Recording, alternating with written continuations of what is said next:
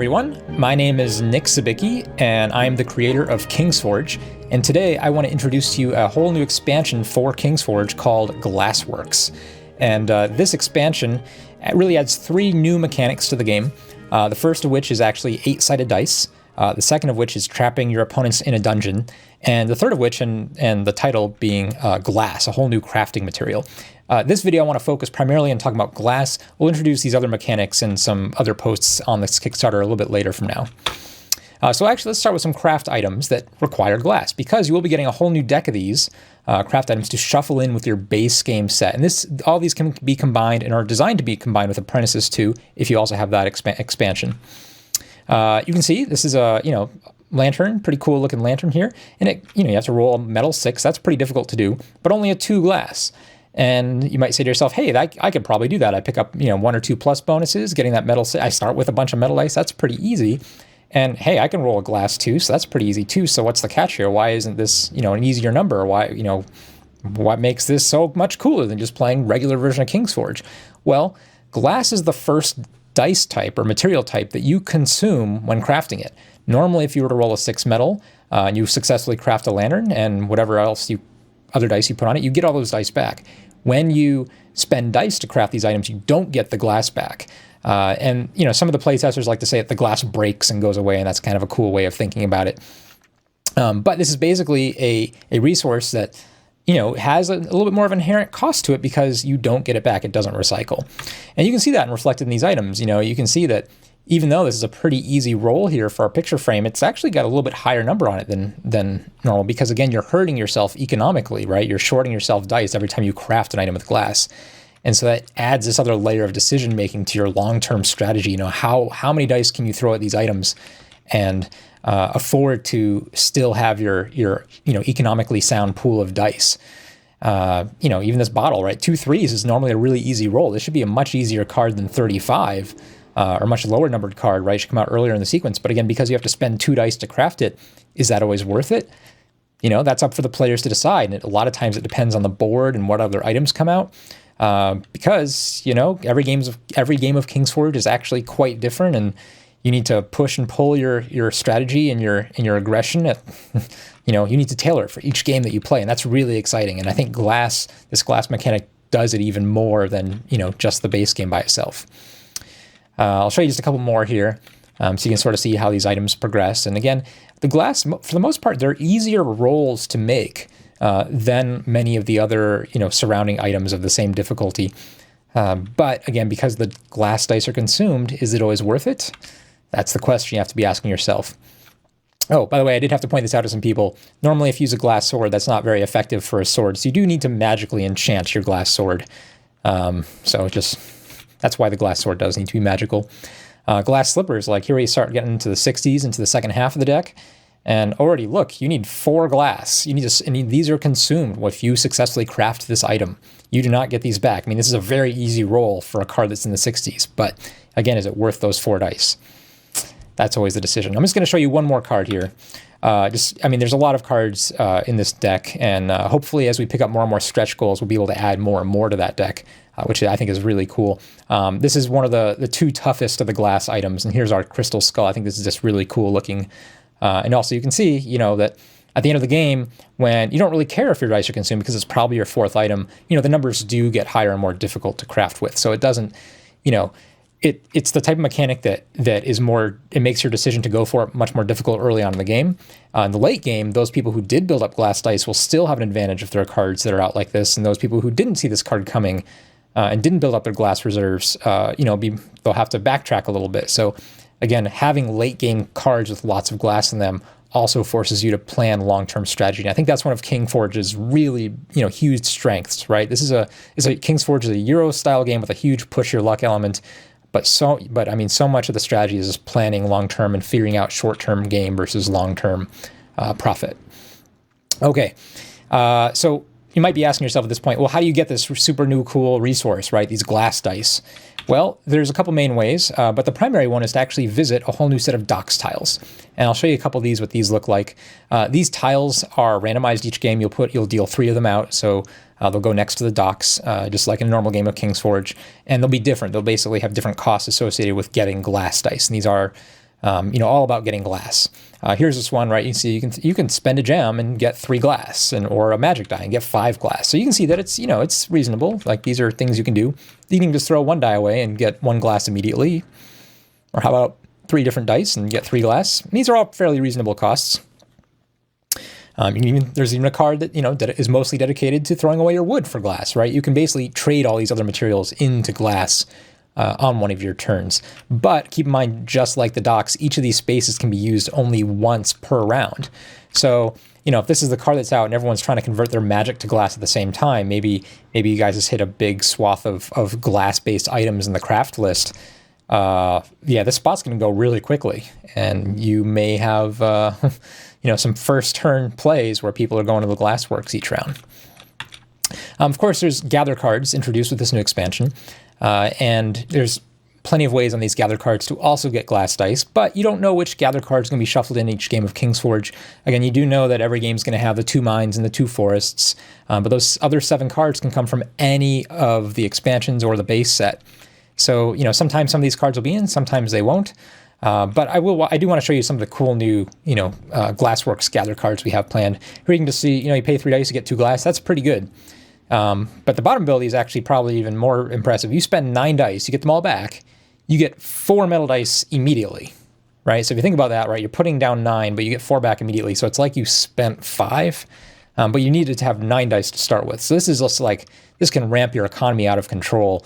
Similarly to some of the apprentice cards and apprentices, if you make a really big investment, you can just really grow your dice pool really quickly. And I think cards like this are really cool where, again, you can sort of pace yourself. Do I need glass right now, or do I just want to just ramp up my production? Really cool.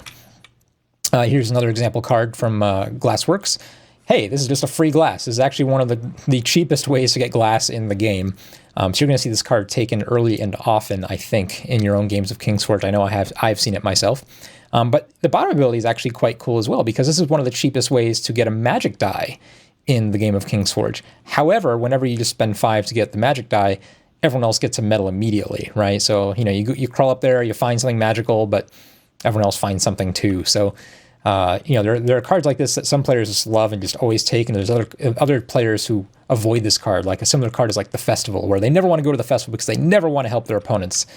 Well, sometimes it's cheap enough, So, this is a really good deal to get magic. Magic is really expensive. This card, Laboratory, this shows you one of the really cool ways to spend glass dice. This is a throw away a glass die, and you roll a die, and you can actually convert that glass die into a gem. And just to remind you, I'm going to go back a little bit, right? We looked at this Glassworks. Maybe on one turn, you convert 3 of your gem dice into 3 glass. And then on the following round, you take one of those 3 dice you got, and you're actually able to convert it back into the gem die from, the glass die. So that's like profit, right? That's pretty cool. If you don't succeed the roll, of course, you only get a wood, so it's a little bit of a gamble. But the bottom ability here is really where some people are just going to drop their jaw, because this lets you turn your glass dice or substitute your glass dice as any other material except magic. So this gives you really big flexibility in terms of your actual crafting rolls. Super late game, awesome ability to have. However, you don't want to use this ability too early, because remember, glass dice are consumed. And if I'm using my glass dice to pay for wood or metal or gem costs on, the craft cards, well, I'm also losing those dice. So if I just roll 6 dice and spend all 6 dice on some big craft because I can, turn them into whatever type I want, I'm not getting those dice back. So, super powerful, but man, are you going to potentially hurt yourself economically if you spend 4, 5, 6 dice on a single craft and actually lose those dice? That'll slow your engine way down. So knowing when to take a card like the Laboratory is super powerful and super potent to playing Kingsforge well. Furnace, this is one of the most efficient ways to actually get glass. You're going to see a lot of people fighting over this card during the gather phase. You do have to throw away a wood, so if you do this a lot, you'll actually burn through all your wood, and you won't, be able to just keep doing it over and over again unless you have some other means of constant wood production. But you throw away a wood, and hey, you get 3 glass immediately. So that's pretty cool. And the bottom ability is actually pretty nice too. This is very similar to the forests. that give you a +2 or 3 +1s. In this case, it's sort of halfway in between and gives you a +2 and a +1. That's actually much more flexible than players realize. Often they find that they need like a +2 on one number, maybe a +1 over here or something else over here to, pump it above 7, just all sorts of different combinations. Having a +2 and a +1 just statistically is actually really good in King's Forge. That's a really nice bonus. So it does require you to throw away a die to get it, to pick it up. Here's one of the Glassworks cards that actually doesn't necessarily prominently feature glass in any obvious way, but I'll show you how it actually does anyway. The bank. So the bank, you notice, hey, you spend a gem or a magic, you get another gem. It's sort of like the rich are getting richer, right? That's that certainly has a time and a place, and this is a very cheap way to accumulate a lot of gems really easily, if that's what the board calls for. But the modern ability is probably where your curiosity mostly lies, as you can take any number of your dice and put it on this card, and then you get +1 for every time you move a die from this card back to your smithy tile. And so there's already a couple cards. Some of you guys who played a lot of King's Forge can already start thinking of some combos. There are some cards that combo this really well. That are really powerful. But you can do this as many times as you want, whenever you want during the round. So let's say you take the bank and you put 3 or 4 dice on it, and then you take a tavern roll on your next gathered turn. But you need a +1 to make sure you get the gem from the tavern. So you can just spend die right then. Then maybe later on you go to the garden and you roll another die. Well, you can spend another +1 or +2 there to get your die, to get your free wood die. And then it comes time for crafting. You still have dice left over, and you can use another +1 or several +1 to get, you rolled a metal 1, and you can bump it up all the way to 6 with this card if you have enough dice on it. So really powerful, super flexible kind of ability. And even if you don't have any dice, you can still take this card for 0 and just deny your other opponents from getting it. So you're going to see a lot of fighting over this card as well. So that's really exciting. The last Glassworks card I want to show you today is Glassblower, because there are certain cards in King's Forge that just change, the economy and the game so much from game to game. That's one of the reasons why I love playing King's Forge, is because every game is so different. You've probably played games with the Cemetery in it, or the Conjurer in it, or the Peddler in it, and all those cards have a pretty profound effect on the long-term strategy of the game and the overall economy as well. Well, Glassblower does the exact same thing, only ramped to 11. Check this card; it's a free ability on top. When you take it, you get 2 glass immediately in your hand, in your supply, and everyone else gets 2 glass on their smithy tile. So you take this card in a 4-player game, immediately everyone is just flush with glass, right? Everyone, it's like, there's just an overabundance of glass. It almost devalues glass a lot for the entire game of King's Forge if this card is in the game. So you might say also, why would I take this card? Well, you're going to find that having 2 glass immediately is pretty valuable. The ability to get glass in your hand at a certain time is really potent, because, again, glass isn't a material that you necessarily want to have all the time. It's not like a material that, there are going to be games where you need a lot of it. There are going to be games where you need a little bit of it. There's also going to be times during the crafting phase where there's going to be a lot of glass items out, and a lot of other times where there's not. These glass items, you're going to find they clump together a lot. So being able to pick up an extra 2 glass in your hand immediately is arguably worth giving everyone else 2 free glass as well. And the bottom ability, because Glassblower just sort of devalues the entire glass economy, here's another relatively cheap ability or cheap way to spend your glass. You can just throw it away and get a reroll for any number of dice you have.